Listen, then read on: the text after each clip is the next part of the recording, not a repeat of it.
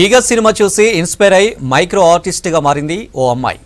Pencil లీడ్పై chalk పీస్లపై కళాఖండాలు చెక్కుతుంది. ఆమె ప్రతిభను చూసి ఎంతో మంది ముగ్ధులవుతున్నారు.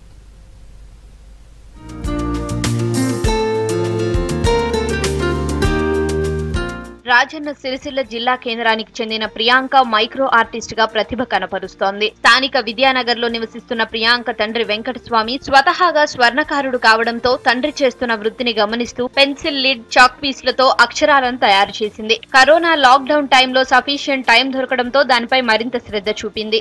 మీకు చిన్నప్పటి నుండి మైక్రో ఆర్టిస్ట్ అంటే చాలా ఇష్టము. ఎందుకంటే మేము స్వర్ణకార వృత్తిలో ఉన్నాం కాబట్టి మేము చేసే పని ప్రతిదీ చిన్నది అక్కడ వచ్చి మాతో కూర్చుండి దుకాణంలో ఏదో ఒకటి చేస్తుండేది.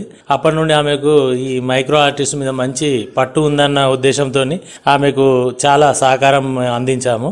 అదేవిధంగా ఆమె పెన్సిళ్ల పైన, చాక్ పీస్ల పైన, సోపుల పైన బొమ్మలు వేయడము, మళ్ళీ ఫెస్టివల్కు తగ్గట్టు అన్ని అవి వేయడము చూసి మాకు చాలా సంతోషం అనిపించింది. కోటి ఉమెన్స్ కాలేజ్ లో ఎంసీఏ సెకండ్ ఇయర్ చేస్తుంది.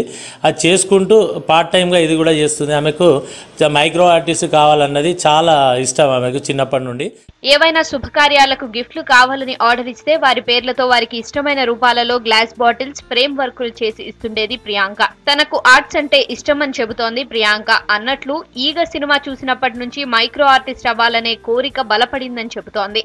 నేను ఈ ఆర్ట్స్ చేయడం నాకు చిన్నప్పటి నుంచి చాలా ఇష్టం. నేను ఈగా మూవీ చూసినప్పటి నుంచి దాని నుండి ఇన్స్పైర్ అయ్యి నేను ట్రై చేయడం స్టార్ట్ చేశా. నేను సక్సెస్ అయ్యాను. అలానే డిఫరెంట్గా ట్రై చేస్తూ ఉన్నాను. ఇప్పుడు వినాయక చవితి రోజు వినాయకుడిని పెన్సిల్ మీద చేశాను. ఇండిపెండెన్స్ డే రోజు ఐ లవ్ మై ఇండియా అని రాశాను. శివరాత్రి రోజు త్రిశూలం చేశాను. మళ్ళీ శ్రీరామనవమి రోజు ఒక యారోను బో తయారు చేశాను. అలా డిఫరెంట్గా ట్రై చేశాను. అండ్ నేను ఇలా ట్రై చేయడం 10th నుంచి ట్రై చేశాను. అండ్ మళ్ళీ కరోనా వచ్చినప్పుడు చాలా టైం దొరికేసరికి నేను చాలా ఇంప్రూవ్ అయ్యాను. స్కూల్, కాలేజీల్లో ఎన్నో అవార్డులు సంపాదించిన ప్రియాంక ప్రస్తుతం హైదరాబాద్ లో ఎంసీఏ 2వ సంవత్సరం చదువుతోంది. మైక్రో ఆర్టిస్ట్ గా గొప్ప గుర్తింపు కావాలని కోరుకుంటున్న ప్రియాంక ఆశలు నెరవేరాలని కోరుకుందాం.